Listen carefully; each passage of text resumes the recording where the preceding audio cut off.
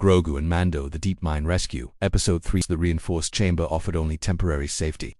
The molten-scaled beast prowled the tunnels beyond, its glowing amber eyes scanning, claws scraping against stone. Din crouched low, blaster ready, but he knew brute force alone would not save them. Grogu's ears twitched as he focused, reaching out through the force, sensing both the miner's fear and the creature's intent.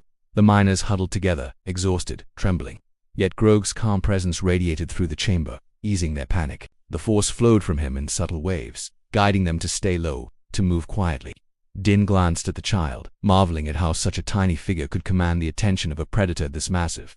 A low roar signaled the beast's approach. It burst into the chamber's entrance, claws tearing stone, molten scales sparking against the metal reinforcements. Din fired carefully, distracting it, but Grogu rose, tiny hands extended. The force radiated outward, not to harm, but to control. The creature froze, its instincts confused, as the gentle pull of Grogu's power redirected its attention. The miners began moving along a narrow side passage Din had noticed earlier. Grogu floated behind them, creating small barriers from debris and rubble to shield them from the beast's snapping jaws. The force guided their steps, slowing the creature without striking it. Each step was precise, each movement measured.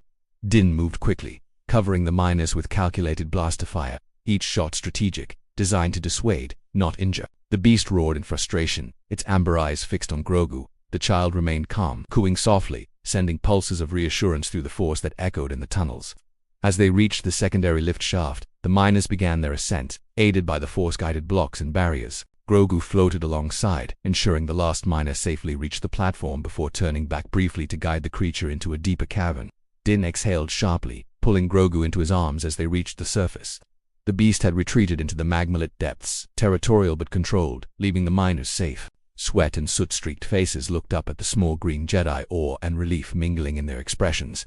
"Kid, you did it," Din murmured, adjusting his armor as he set Grogu down gently. Grogu cooed, ears twitching, glancing at the miners one last time. The child's calm aura had not only guided them but had tamed the monster without bloodshed. The miners, rescued and exhausted, thanked Din and Grogu repeatedly, voices trembling with gratitude.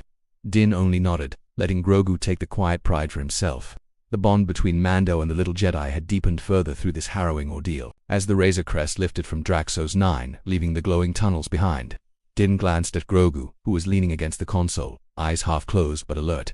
"We saved them, and you saved all of us too," Grogu cooed softly, tiny fingers brushing Din's armor, already ready for the next impossible adventure. The mine below slowly faded from sight, molten veins dimming, the beast settling into its lair, and life returning to a semblance of normalcy. But Din knew this was the kind of mission that left marks not on armor, but on hearts.